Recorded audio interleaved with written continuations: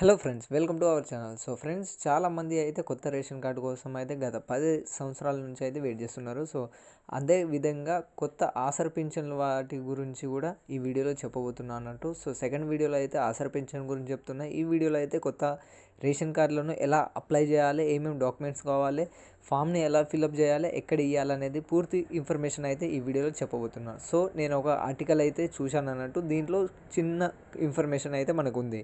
So ఎల్లుగా చాలా ఏళ్ళగా అయితే మనం పేదల కళను తీరబోతుందని చెప్పొచ్చు. సో రేవంత్ రెడ్డి గారి నేతృత్వంలో కొత్తగా కొలువైన కాంగ్రెస్ ప్రభుత్వం కొత్త రేషన్ కార్డులను జారీ ప్రక్రియను శ్రీకారం చుట్టిందని చెప్పొచ్చు. సో డిసెంబర్ 28 నుంచి కొత్త రేషన్ కార్డుల కోసం దరఖాస్తు అయితే స్వీకరిస్తున్నారంట.